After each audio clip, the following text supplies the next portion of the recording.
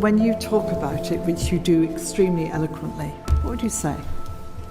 I think it might be worth giving a bit of wider context. I made a programme for the BBC, a little documentary back in 2017, and got to speak as part of that to quite a few of the big players. So in particular, Jeff Bezos, Elon Musk, Richard Branson, and also a lot of smaller startup companies on the west coast of America.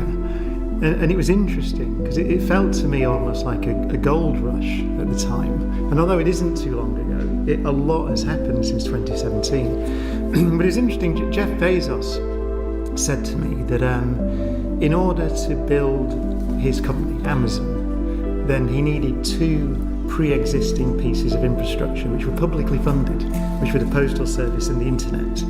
And so he said, given those, that I was able to build my company, and I want to do the same for entrepreneurs in the future in space. And so the infrastructure, the on-orbit infrastructure, launch services and so on. And what I found interesting was that they both mentioned, Elon, by the way, I interviewed him, but he wouldn't be filmed or recorded, so it wasn't a lot of use for a TV show, but we had an interesting conversation. And they both mentioned that they've been inspired by 2 texts, really. There's a classic book from 1976 by O'Neill called The High Frontier, and they both mentioned it.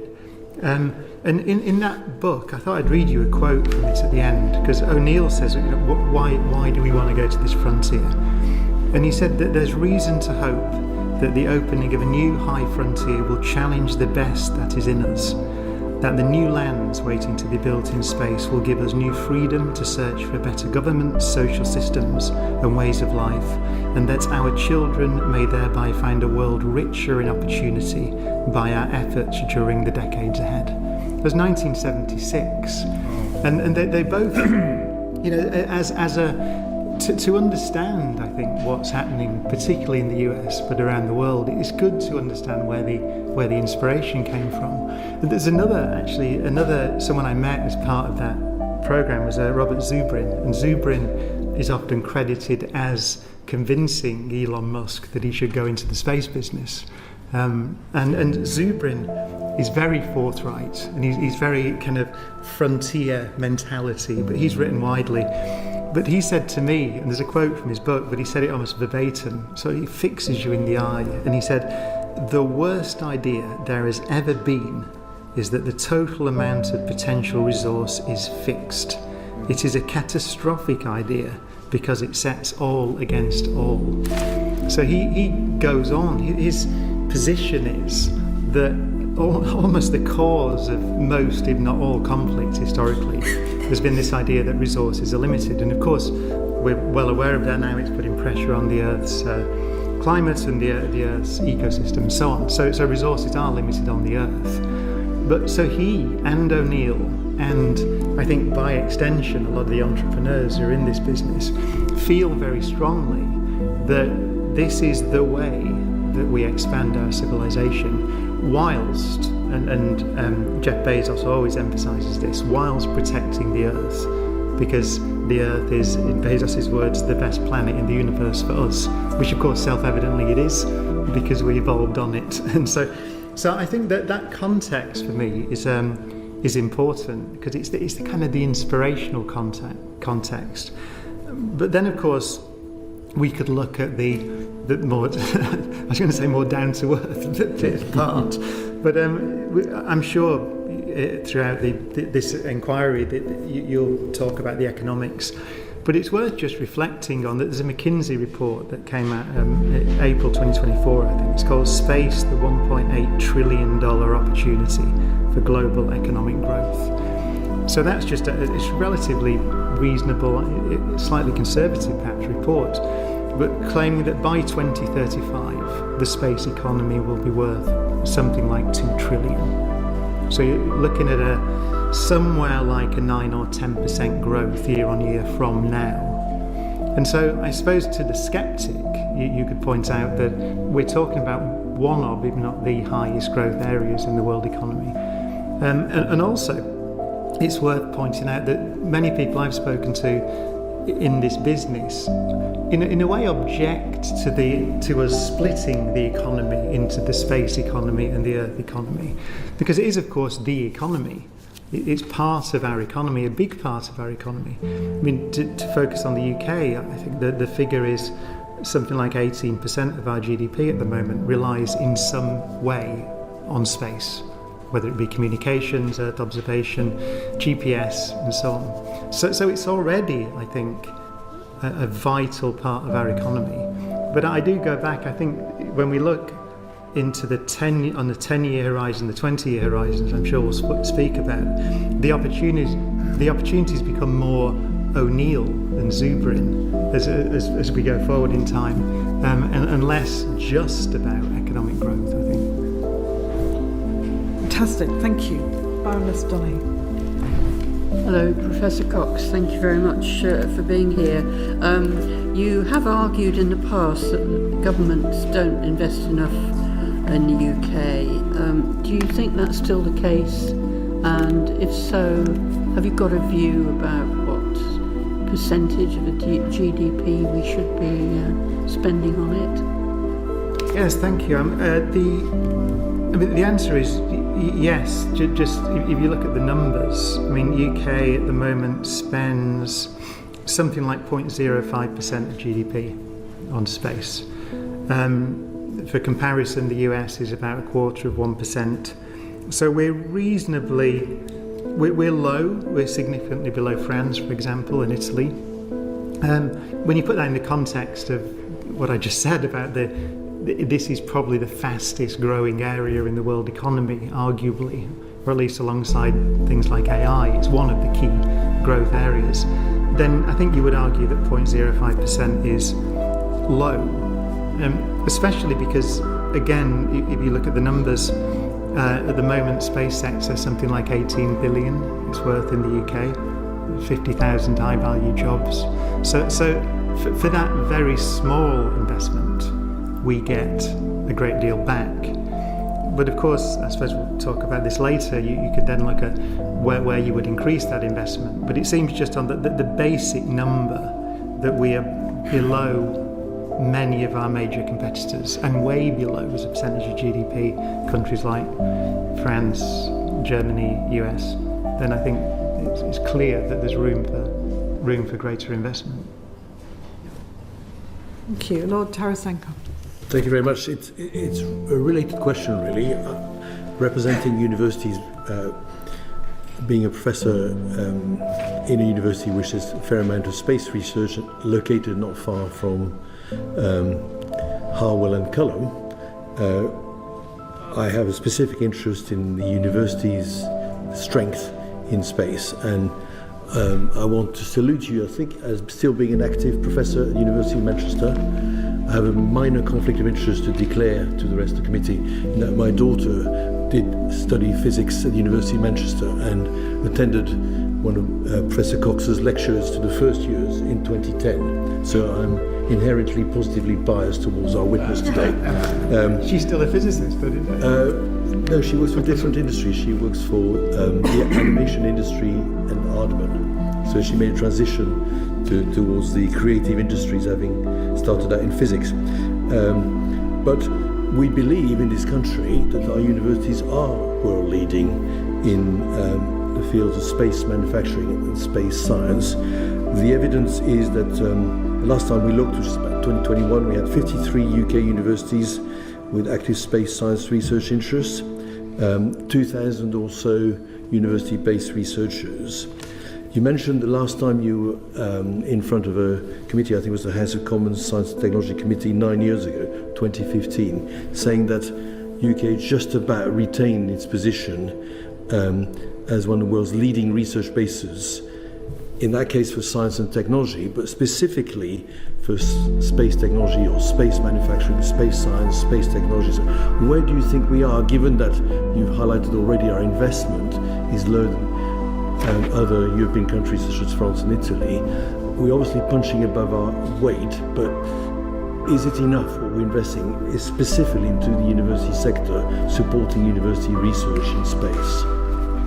I think it's a central question, because when we look at the opportunities that we have spoken about and are going to speak about, I see the UK PLC, if you like, as it's an ecosystem, and as you said, there are world-leading parts of that ecosystem, or at least highly competitive, let's say. And the university sector, I think, is it's a necessary but not sufficient pillar. It's part of the foundation of this success. Without it, you can't do it. And as I think I probably said in 2015, but it's worth repeating, that a university sector like ours is easy to damage, but almost impossible to build from scratch. I mean, of course, countries like China are trying, but it's a tremendous investment. So it's extremely valuable and necessary. And so we are, if you look at the way the collaboration works, I mean, I could list, I've got a lot of examples here, but the James Webb Space Telescope is an important one. So that's obviously one of the world's leading instruments at the moment, tremendously exciting. We can talk about the science if you've got time, but one of the things that we did, there are 4 main instruments on it, and we led one of them. And it was a consortium, and it's one of the infrared camera instruments. It was led by, it was actually, was it Glasgow? Let me just check. It was, I don't want to get that wrong. It was STFC, RAL, Airbus, Leicester, Cardiff. So you see that the key point is that you've got the funding agency, you've got an industry partner, in this case Airbus, and then you have a list of universities that lead the construction. So they're an integral part of it. And as you mentioned, the university sector is under pressure at the moment, and maybe it's not the right place to go into the pressures, but even if you look at research, the estimate from Universities UK is that we have something like a 5 billion deficit on the research spend, and part of that comes from the full economic costing model and so on. Of course, we have deficits as well in teaching. Those are made up in large part by international students. That's under pressure as well, so we could talk about that in some detail. But I think the key point is that everything we talk about today, that the way our ecosystem in space works, is a collaboration between our industry, our academic sector, and the national laboratories, the funding agencies. And as you said, it's extremely successful, but it's under pressure. And so I think one of that to me, that would be the key message, that I think there are several pillars here that are all necessary but not sufficient. And if you damage one, the whole edifice can collapse. Thank you. Thank you. Lord Boothsmith? The question that I had, and thank you for coming today, is taking all of that you've just said and thinking a little bit more about sort of the specific context of the UK market right now and how it interplays globally. What do you think are sort of structural comparative advantages are versus other similar nations? I think, as I've said, I think that our very broad and deep research sector is one of them. But I think if you look at our industrial capacity, so I mean, an example of an extremely successful company, for example, would be Surrey Satellites, which very famously grew as a spin-out initially from a university, which is extremely important. That tends to be where these innovative companies come from, but is now definitely world-leading in the construction of lower mass satellites. But also, if you look at the big programs, it played a central role in Galileo, for example, which is an extremely large European program. So I think, I mean, I could list the sector. I think the point is the sector is broad and deep, and we have I think if you look at, for example, another example would be our imaging technology. So there was E2V, which were recently taken over by an American company, but still, they manufactured the sensors, the optical sensors, for almost everything you could list. So the Kepler Space Telescope, Hubble Space Telescope, the New Horizons mission. You could go on, it's almost a list of all the big successful space missions. Our technology companies have had a key role in many of them. So I think that would be the answer to your question. I think I'm thinking more about the traditional things that I suppose the UK is the centre of. You may not know the answer to this question, but it's more about if you come across it. But thinking about things like insurance or finance or legal work, as a new frontier emerges, I would imagine that someone's going to try and create some sort of legal framework around it, and there's going to be insurance required in somewhere. So I was wondering if any of the companies that you've seen or any of the research you've seen where people are actually thinking about that, and if there's anything happening interesting in the UK in that space. Yes, it's widely discussed. I mean, as you said, the UK, I think the UK insured the first communications satellite. It was 1965 with Lloyd's, of course.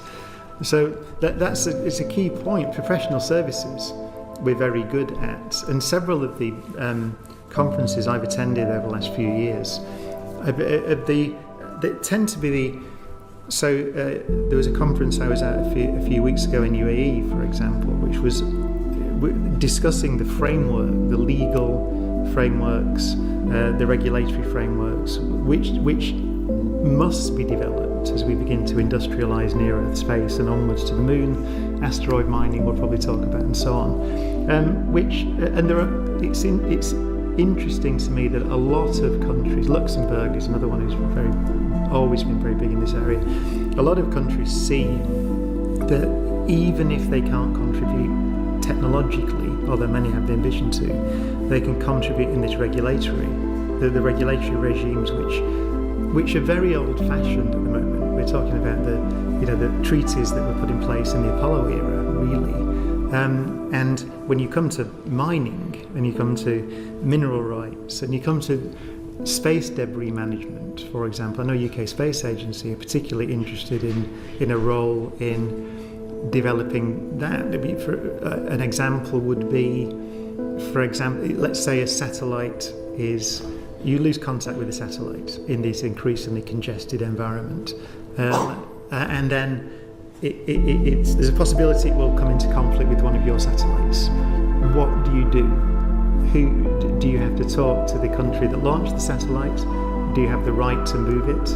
Could it be considered to be an aggressive act if you move someone's satellite, even if it's not functional and threatening one of your pieces of infrastructure and so on? Those frameworks don't exist. And so I agree with you that putting the technology aside and the academic work aside, our long history in services, legal services and so on, I think we could play a vital role in that, absolutely. Very quickly, coming back to the technology, you mentioned, satellite technology. What most people don't realize, they've been around 40 years, and Elon Musk got a board seat from investing 10% in 2005. Now, it may be an unfair question, but in your view, why we ended up with SpaceX and Starlink and satellite technologies that was the world leader then, just 20 years ago, being effectively acquired by Airbus, but at a much lower scale than what's happened since with SpaceX, Starlink. Any reasons? Anything that we missed doing? Did we not invest enough? Why is it that Elon Musk was actually, talking to Surrey about understanding what they were doing, and is now in the lead by several orders of magnitude? I mean, it's a question that's asked often, isn't it? About it's translation. It's one of the UK's oldest problems, isn't it? The translation of our expertise into major industrial and economic success. So I don't know. I think you're asking a question that gets asked all the time about the UK economy, and I'm not an expert in that field. I just wondered if there was any space implications for that. You're absolutely right. It's a question that's asked in multiple domains, but there may be different issues in different domains. Was there a lack of investment in supporting such a company 20 years ago? It's an amazing story, but it's a company that's actually quite mature, 40 years old. Yeah. It's as I said, even closer. So it was one of the major players in Galileo, for example, which is the European global positioning system, which it's now lost as well. So that was for a different reason. That was Brexit related. So I suppose I don't know is the answer, whether we can say, well, if it had only had more support, then it would have. But I mean, you could argue, I suppose, that if there had been some kind of European program to develop something like Starlink, then it would have been well placed to play a major role in it. So maybe that's an answer. But then that goes. But I'm sure we'll talk about that. It goes back to what role we can play in the future in being in the decision-making process when these collaborations, or even be in a position to initiate such collaborations, for systems such as Starlink. Thank you. Baroness for Barrow. Thank you. Professor Cox, you've already mentioned that we have considerable strength in satellite manufacture. And just to say that the city of Glasgow is the largest producer of satellites in Europe. But how do you envisage the space economy looking in the future? What do you consider to be the key emerging opportunities in space for the UK? And in that context, could you perhaps say something about the Moonlight Initiative? So it's a remarkable fact, isn't it, that Glasgow is the largest manufacturer of satellites in Europe. We tend to forget how successful we are in those areas. Also, by the way, Glasgow in talking about future scientific missions. So one of the most exciting missions from my perspective is the LISA mission, which is a gravitational wave mission. So gravitational waves are the Nobel Prize was awarded a couple of years ago to Kip Thorne and others, but Glasgow have always been very strong in gravitational wave astronomy. It's used to detect, for example, the collisions of black holes. And you might say, why is that important and why is that interesting? Some of the research into black holes is leading us into insights and transferable skills, actually, which are being found to be extremely useful in quantum computing, which is probably a bit off-piste, but I could talk. It's a very strange connection that the study of black holes would be important potentially for understanding quantum computing. An example of serendipity in science. So just as an aside, LISA is one of the big missions, the big European space missions, which Glasgow has a big leading role in. In terms of, so your question was about in terms of economic opportunities. Yes, how do you envisage future opportunities? We could talk, for example, I mentioned right at the start about access to resources. So we're talking about mining there, asteroid mining. I think most people you speak to would say that's a medium-term goal. Although it's worth reflecting on what's up there. If you look, for example, there's one asteroid, one of the near-Earth asteroids, which has more metal than the Earth in it. We're talking about reservoirs of iron, nickel, cobalt, gallium, platinum, a lot of the rare metals. And so the potential, I think, people are already talking about $1 trillion industry in terms of asteroid mining. You could ask the question, well, how can we play a role in that? And it's a good question. Maybe that goes to, maybe I'm skipping forward a bit, but it goes, I think, forward to our questions about our collaborations. Who do we collaborate with to begin to play a role in those areas that sound like science fiction? And perhaps 10 years ago or 20 years ago were science fiction. But it's not a coincidence that a lot of startup companies in the US, for example, are now asteroid mining startups at the 10, 20, 30, $50 million level. A lot of venture capital going into those companies. So why? Because it's seen as a potential, well, not even a potential, it is a resource. The two things to say about it, though, is when you read into more detail, the shorter term, the nearer term goal, I think, in access to resources in space, is really building things in space. So there are two different sort of economic arguments you can have, or framings you can give resource access in space. One is, do we bring it back to Earth? And that's extremely expensive at the moment. And so most economic studies I've seen would say that it's further down the line that you start to go and mine rare metals and things on asteroids and bring them back for use on Earth. But initially, access to resources like water is central. It's been described as the basis of this economy that we're building in space. So the reason a lot of missions to the moon are concerned with surveying the moon, particularly looking for water at places like the South Pole, is that's the fundamental resource, first of all. So because when you have water, you have rocket fuel, you have oxygen, and so on. And so most of the studies I've seen that in the next 10 or 20 years are concerned with the technology to go and access resources that will then be used in space. And then further down the line, when it becomes economically feasible, begin to bring those resources back. So I hope that's an answer to your question. It's one of the asteroid mining is one of the, I think. And sorry, just service industries on the Moonlight Initiative. Is there anything that you? Yes, service. I mean, that was again I mentioned right at the start the conversation I had with Jeff Bezos a while ago, and. It's interesting that Blue Origin seemed to be quite heavily focused on in-orbit servicing and then servicing from there onto the moon and to the asteroids and so on. So I think that development of the infrastructure, so we're talking then about servicing and refueling satellites, for example. It's worth pointing out or remembering that the Hubble Space Telescope would not be operational now if it wasn't designed for servicing by the spaceship in that case. So I think that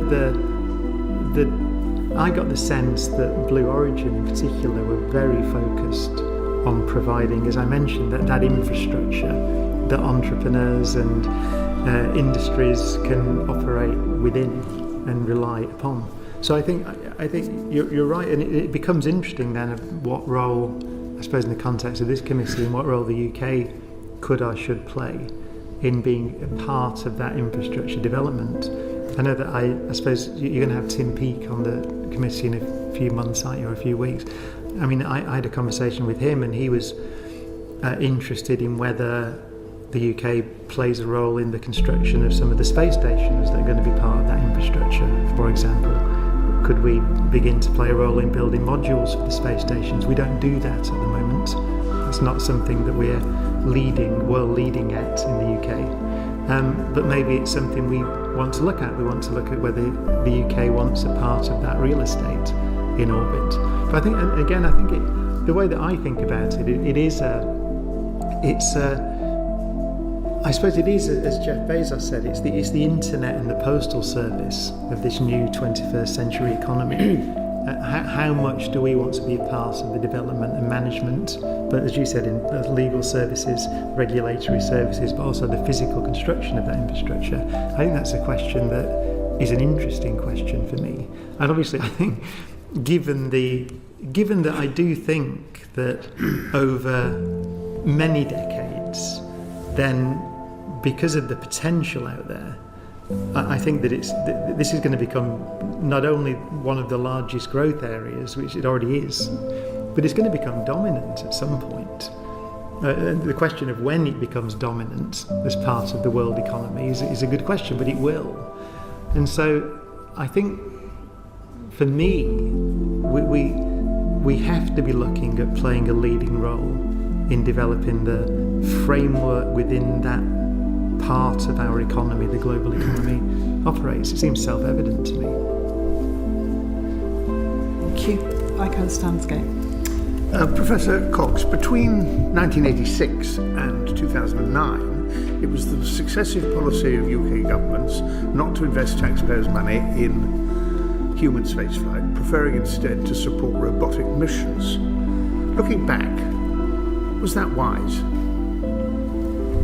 It's a very good question, and I think it depends through which lens you look at the decision, I think. Because you could argue that, so if you're talking about engaging the public which means, I suppose, having public support for investment of taxpayers' money in space, then it is true that robotic exploration is extremely successful. So Mars rovers, going back in time, things like Voyager, Hubble Space Telescope, although that relied on astronauts to service it. So, but it is also true that astronauts are tremendous ambassadors for the space industry, and we've seen that. We've had 2 high-profile astronauts, Helen Sharman and Tim Peake, and it's hard to argue that they have not been tremendously valuable for the UK, not only in inspiration and education, but just they're valuable ambassadors for them. So I think it clearly was a good investment. So I think going forward, it seems clear to me that you could argue that, so if you're arguing about exploration of the outer solar system, for example, to acquire knowledge, or the James Webb Space Telescope, that does not need astronauts to service, it's not designed for that. So purely scientifically, then you can make a strong argument that because it's so much cheaper, then in terms of exploration, then investment in robotic spaceflight is the way to go. But I think now we're talking about developing an economy in space.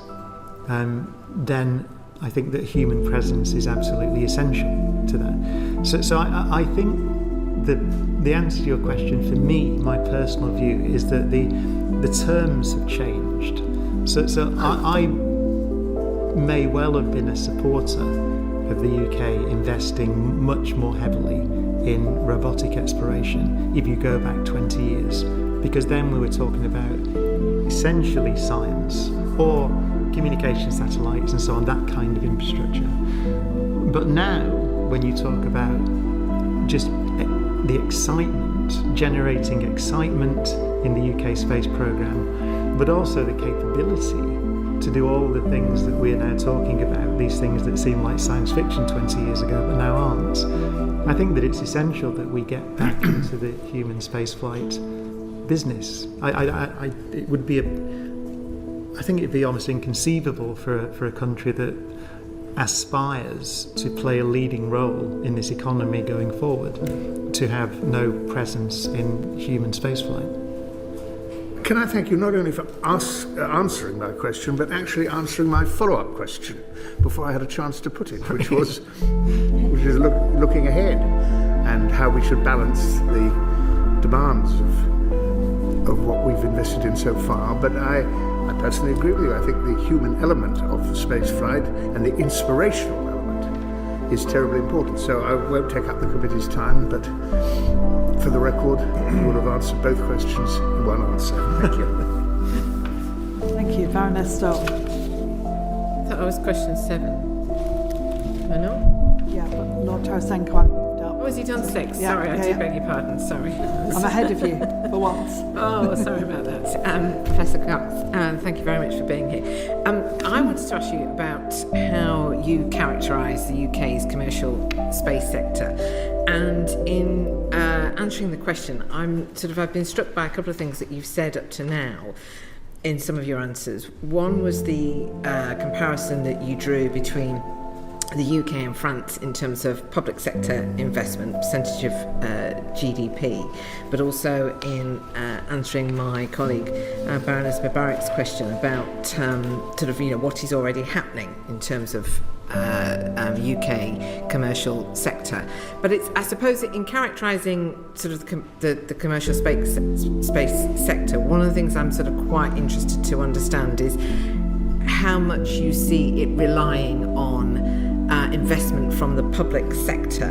And I think if I sort of compare space to, say, AI, where the UK is behind France in terms of public sector investment, but the UK is ahead of France in terms of, you know, our position in the ecosystem. I just wonder if the same sort of applies, you know, in this context too. You know, as in, is that public sector level of investment driving our commercial position, or are the two sort of not necessarily connected, or is not as much as you might think they ought to be?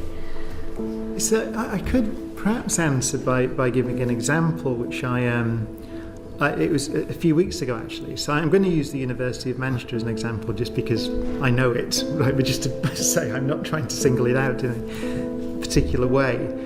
But I was there a few weeks ago, and they're looking at some of the spin-offs from the graphene discovery, and I'll make a couple of comments on that in a moment. But one of the spin-offs was a company they're called Smart IR, so they're a small company, and they're in the graphene innovation centre that we've got there. So it's part of the university, really, to house small spin-out companies for new materials research, and they've just they're working on using graphene in thermal management of satellites. So and they just had a contract from the ESA Business Incubation Centre, which is that's partly funded by STFC, European Space Agency, Leicester University, UK Space Agency, and so on. So what I found interesting about that is it's a relatively small company at the moment, but if you think how it came to be, and it's growing fast, where did that capability come from? It came from, initially, of course, the discovery of graphene, which was Andrei Geim-Kostyantnovossilov at the University of Manchester. It's also really important, Andrei, in his Nobel Prize speech, I remember it really vividly, he said that he discovered graphene in his playtime. He had playtime in the lab, Friday afternoons, and graphene was one of those sort of purely research, blue skies research discoveries, but has led to this multi-billion-dollar industry and capabilities in worldwide, but also in Manchester, that we're world leading in. And so that ecosystem, to be able to take those often curiosity-led academic discoveries and then be very smart about building them. Surrey Satellites is another example, by the way, as a spin-out from university, as I mentioned before. To be able to take that and translate it, I think, is one of our strengths, although, as we mentioned earlier, also it's been one of our failings. But at the small level, at the level of taking, in that case, a world-leading materials science, and it's undoubted that we're world-leading in materials science at places like Manchester and elsewhere, and then turning it into small companies initially that can do sort of address fundamental engineering challenges in space science, I think is that's what we're extremely good at, I think, in the UK, or at least we have this capability. And it goes back to what we spoke about earlier. It goes back to the capability that has been built up over hundreds of years in our university sector. But making sure we invest, to go to your question, making sure that those discoveries that we make, and we're very good at making them, get translated into small businesses initially, and then hopefully larger businesses. I think for me that's the key. And I think that's probably, I don't know, so I may be wrong here, but if I was to guess about why we punch above our weight, I would say that infrastructure that we have, that collaboration on university campuses and elsewhere is I think as good as I've seen anywhere personally outside of the US. And do you think we're punching above our weight in a commercial sense if you compare sort of us to the same European countries that you highlighted before as being bigger public investors in this area? Some of that question gets into a discussion about an example would be the European Space Agency. So the European Space Agency, by design, you get out what you put in, right? But there's just Retour sort of framework. In terms of the science investment, the space science investment, we're high as a percentage of that piece of ESA because it's based on GDP.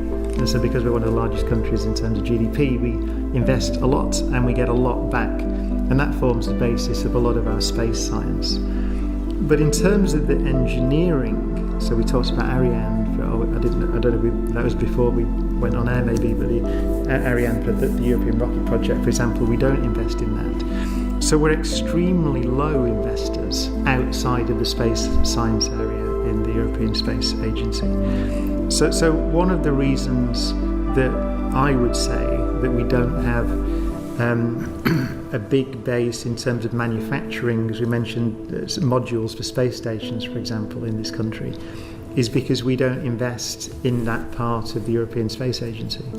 So that I think there are the different answers depending on which sector you're looking at. So we're very good in space science, and we get a lot in, get a lot back, but not so active in launch systems, for example, because we don't put anything in there. Thank you. Thank you. Lord Clement Jones. I think I, at this point, need to declare an interest as chair of the Governing Council of Queen Mary University, because this is yet another university question, and you've already unpacked quite a bit about the relationship between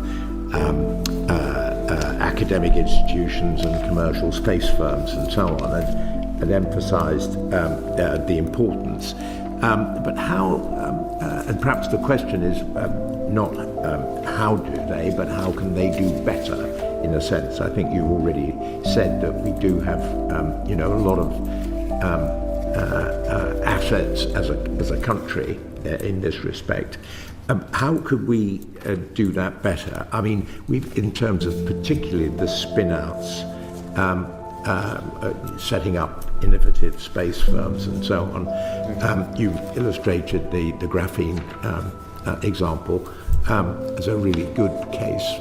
I mean, are there others where we haven't been quite so successful, where if we'd had a different national policy or more ability to put resource into it, or a less risk-averse investment pipeline, what would your prescription be for not only bringing the universities closer together with commercial space firms, but also then having these successful spin-outs? Well, it's not my area of expertise, but the Ros Society is in the process of preparing a report, which and they said they would make it as soon as it's published. They'll make it available to the committee. But in that report, I had sight of some of the research, and one of the key findings is stability of funding, in particular 10-year funding horizons, which I know has been discussed quite widely in government, because space missions take a long time to develop, and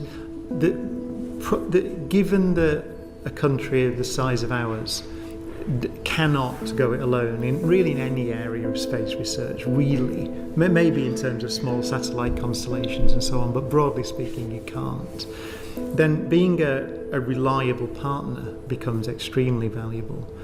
And so very simple, or almost accounting changes, such as 10-year funding horizons, they don't require any more money, so they just require stability of funding. The Royal Society identified as one of the key things that we could do without requiring more resource in order to make us a more attractive partner. And there was an example, there was a moon mission, I can't remember, I could look it up, I can't remember which one it was, where we developed an instrument. It was quite a recent example, and it almost didn't get on the spacecraft because launch delays can push you outside of the funding envelope, and then you can end up having to return the money to the funding and so on, the problem. So that was one of them. The other findings, the key recommendations, which we've spoken about, were maintain a strong science and innovation ecosystem for space, and enhance sustainability and security of the space domain through effective governance. So we've talked about that as well. So those were the key findings of that report. But it would be worth.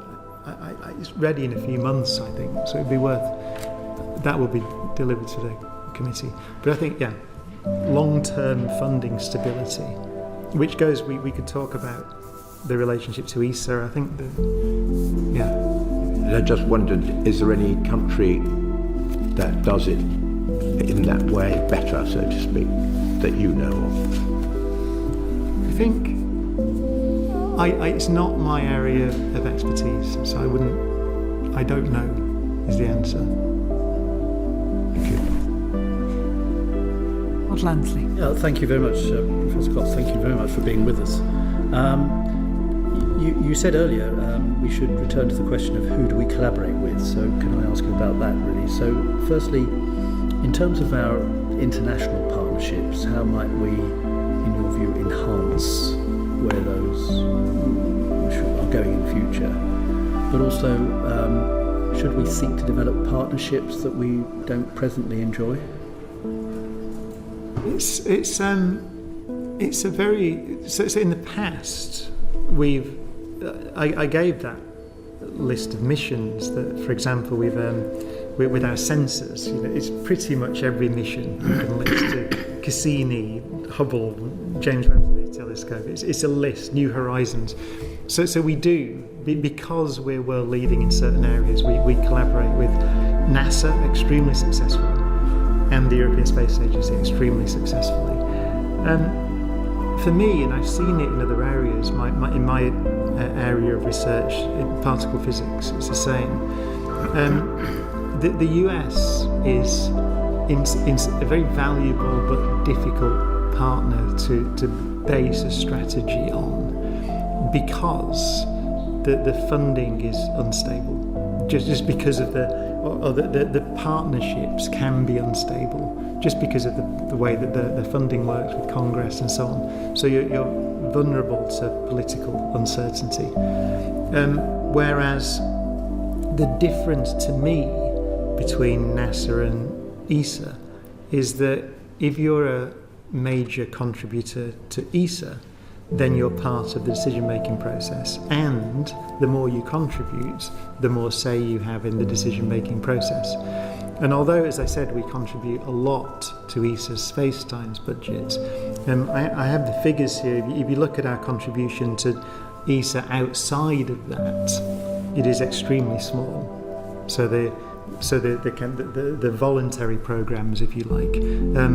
Germany is the biggest. Germany, France, and Italy make up something like 50%, I think, of the funding, and we're a very small part of that. So when I look at that, to me, if you think about, and this is my personal opinion, if you think about how the UK can play a major role in this economy going forward, the most reliable partner I could see would be the European Space Agency, just by design. Because if, let's say, for example, we were to up our funding to the level of a France, Germany or Italy, you're at a level of between €500 million and €1 billion or something like that per year, less that we spend than those three.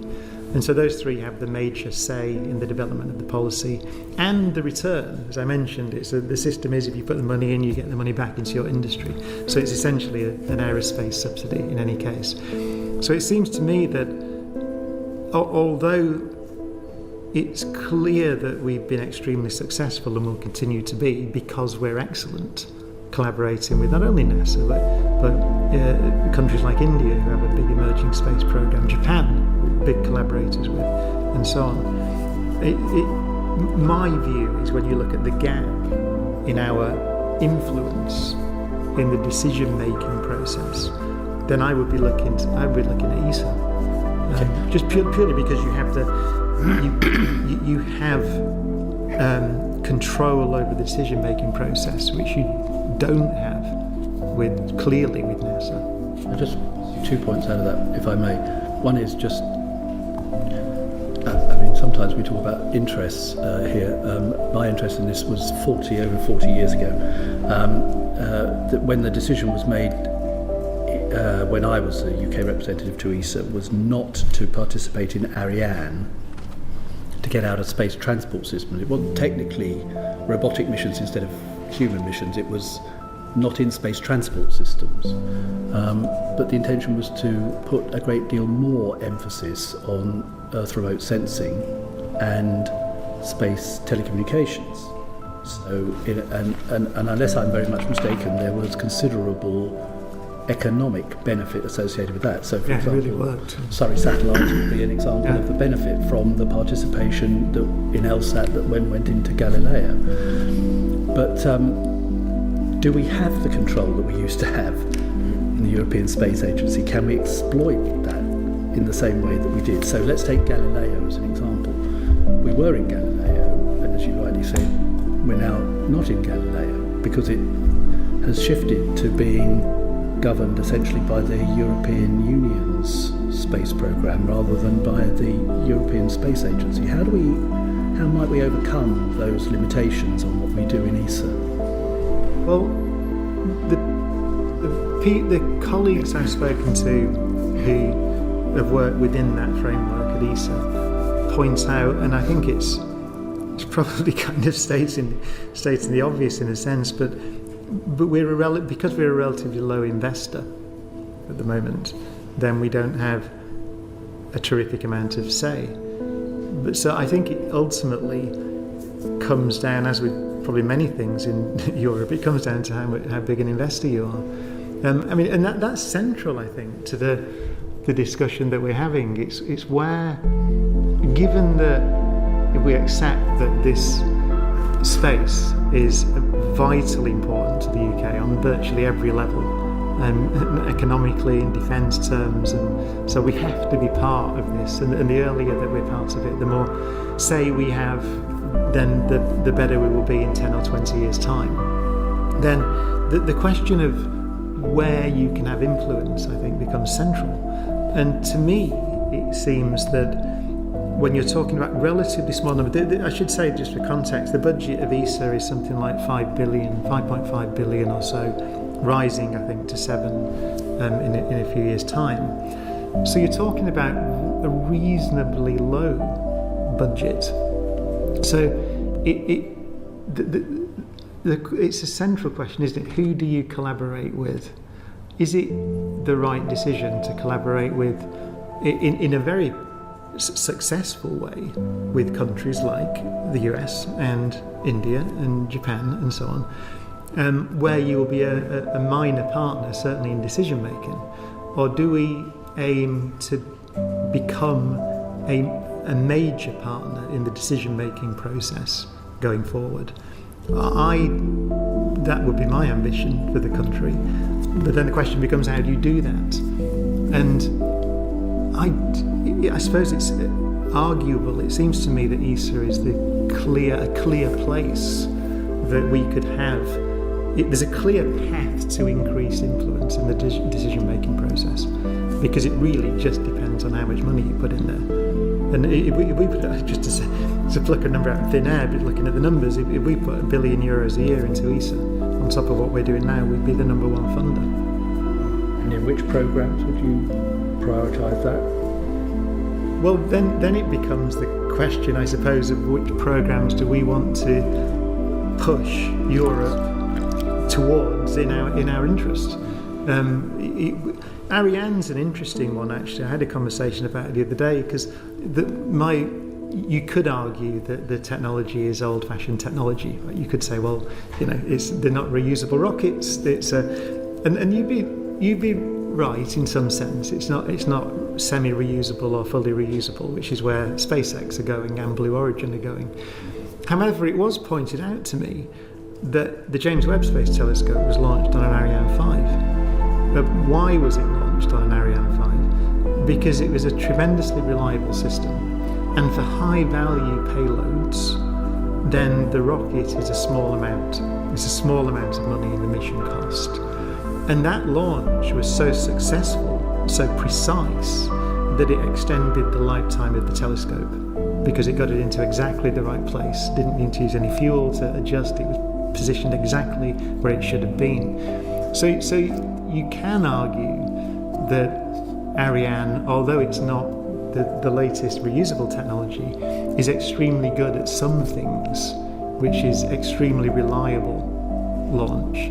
So, but it's a counter argument to the one that one might make that we. But I suppose going forward, I suppose Europe is going to want, I assume, a reusable launch capability. It has to.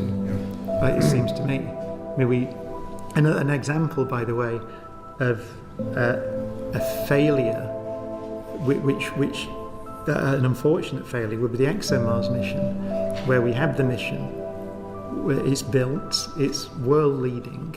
The drill system, for example, on ExoMars is significantly better than anything that's been launched to Mars. It didn't go because we were reliant on a Russian launch vehicle, so we missed the launch window. I think any way you look at it, it seems to me the question we could ask is, are we happy as a country in the current geopolitical environment, given that space is a key part of our economic and security future? Are we happy being entirely reliant on third-party launch providers? Or do we want to be part of the manufacture and decision-making process? And that's central, I think. I mean, I know what my answer would be. Thank you. Baroness von Carter. Apologies, Professor Cox, for being a bit late, but I think my question, which I think is the final question, is it? No, there's one. There's one more. Okay, but it rather fits in with your first question, which was so wonderfully eloquent about the frontier. I mean, we have always explored, haven't we? And all the things you said sort of resonated with me. But my question is about whether we are branding the opportunities of space correctly. But can I just ask you as a prequel, because there's been lots of questions about universities, and I am quite interested, being someone who's very involved in the creative industries, about whether you think enough is done at school level to educate and inform and so on. Sorry, I'm not talking about the BBC, but about what space, the opportunities that space offers. So if I could start with that, and then if you don't mind, I've got a supplementary. Yeah. I think the answer to that question is no. I think in the Royal Society report that I mentioned earlier, I think the number was something like 50% of companies in this area are reporting that they have difficulty recruiting. So clearly, there's no doubt that if I go to give a talk, and Tim Peake would say the same, Chris Hadfield would say the same, there's tremendous enthusiasm. So it is one of the drivers that drives people into careers in science and engineering. But transmitting, I think, to students that there's an actual possibility that they can personally be involved, and showing them the route and showing them the roadmap is the challenge. I mean, as an aside, I'm involved in a school with Lord Mawson, actually, called St Paul's Way in Tower Hamlets. And one of the things we found when we started working at that school 10 years ago was that although, of course, there's no shortage of ability and ambition, it was very difficult for a student at that school to see a route, let's say to university, but it could be to an engineering apprenticeship or whatever it is, because they tended to come from families where no one had done that. And so it's an enormous barrier if you don't know anyone who's been to a university. Let's say for a student at St Paul's Way to consider going to the University of Durham, for example, or Leicester, one of the central space science universities. It's a long way to go if you have no experience of it. So as an aside, I think the more effort we can put into tapping that talent, which is undoubtedly there, then the better we will be. It's kind of an obvious statement, but you can see a gap there. The gap is obvious because something like half the high-tech companies say that they have trouble recruiting. So they'll clearly need to do something about that. What was the second question? Well, I haven't asked it yet, but it's just the breadth of, I think this actually picks up with what my neighbour here was saying, the breadth of understanding of what space exploration offers. It's not just being Tim Peake, much as we probably all like to be Tim Peake. except maybe for the motion sickness. But there hasn't been a very good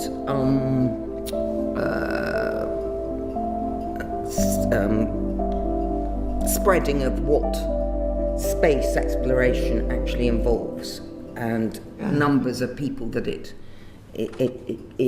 needs, as it were. Yeah, and I think it's going to come. If you look at some of the roadmaps for companies.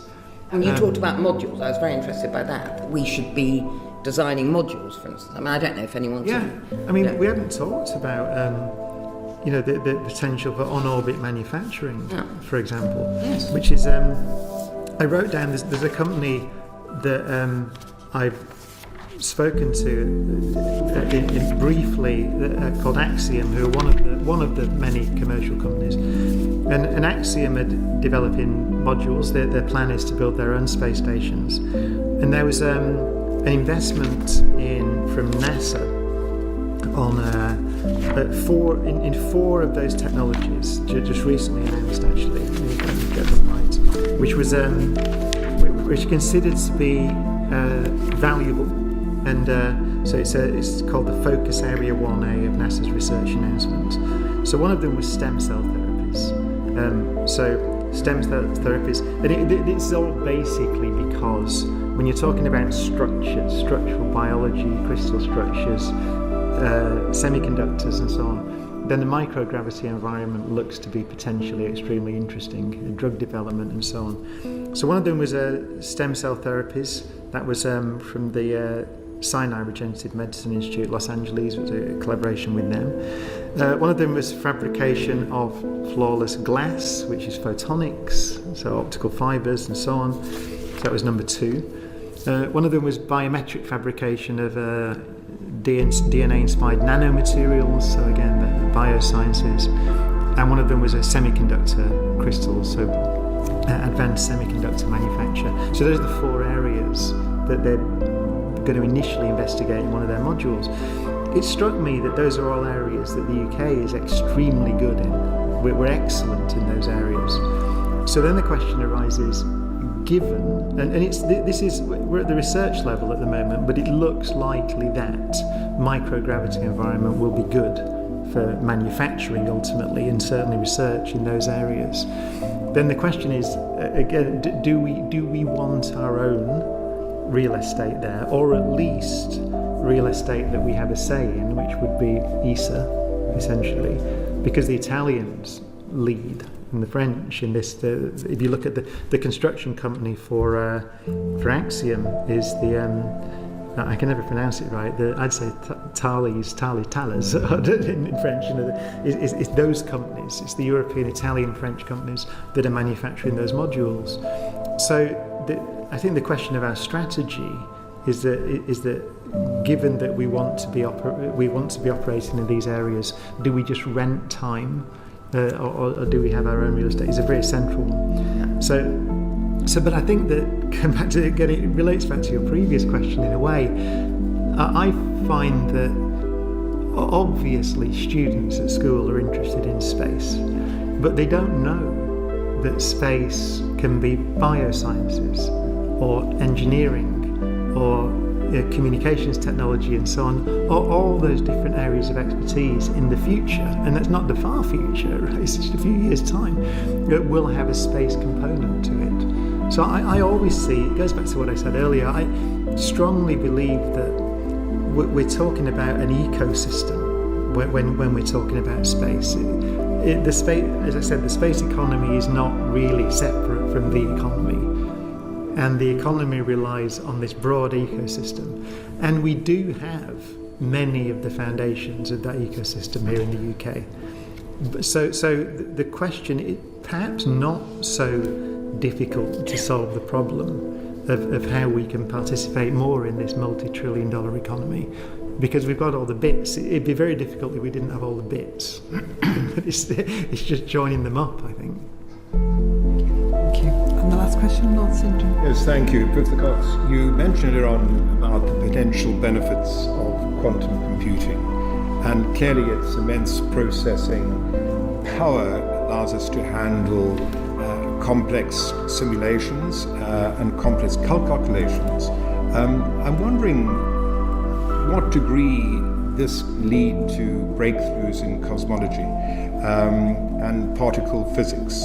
And in terms of what you mentioned earlier on, would it give us a better understanding of dark matter and dark holes?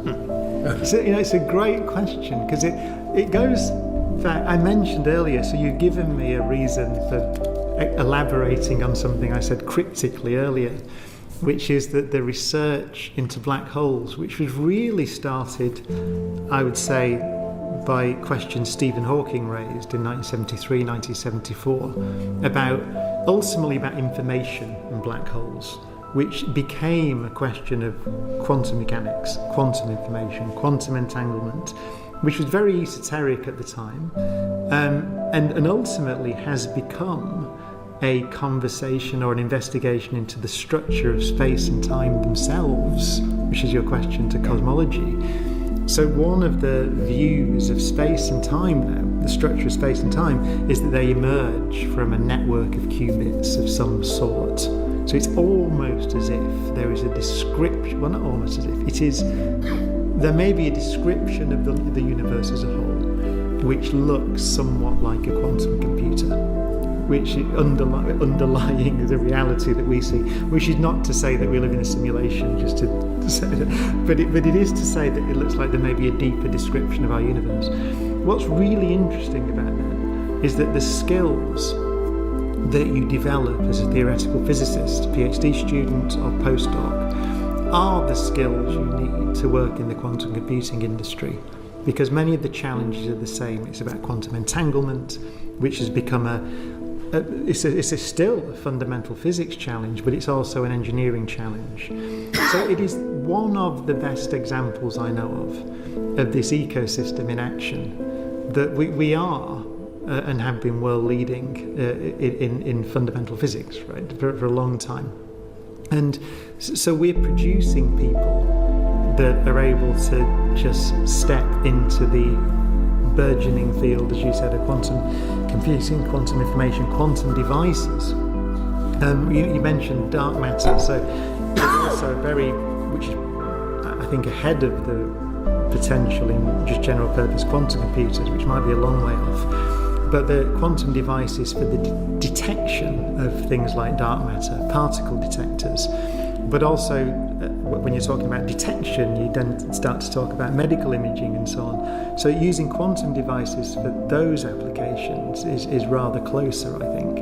And indeed, graphene and all those modern materials that we mentioned earlier, they're all inherently quantum devices. You need quantum mechanics to understand how those things operate. So I think it's a great question, and it illustrates that I always see. You mentioned, or someone mentioned earlier, that I was here about 10 years ago talking about funding in science. And of course government, it's relevant in space as well, of course government would like to know, well, where should I invest then to get the best return? It's obviously a sensible question that you have to ask. But I see that, to me, research is, it's almost like you're funding these little ants that are wandering around on the edge of the known and just making little, almost random walks into the unknown. And quite often, or at least sometimes, the little ants stumble across something that is transformative. Quantum mechanics is a good example 100 years ago. But those random walks, I think it's almost impossible to predict which little ant will stumble across the thing that transforms the world. You just have to have as many of them as you can and give them the freedom to wander. Once you've done that, and Andre Geim said this, again in his Nobel lecture, we talked about it earlier in the context of graphene, he said that once you've done it, you have the responsibility and you need the framework to take that knowledge and translate it and make it useful, translate it in something that's useful for the benefit of society. So you have to have both parts of your ecosystem functioning in order to be successful. to summarise it, quantum computing and the skills that we need to take advantage of that potential growth area in the economy are vitally important. But they come ultimately from just making sure the whole ecosystem is healthy. Thank you. You've been very generous with your time for this public session. So I will, if I may, say formally that the public session is now concluded. Thank you so much.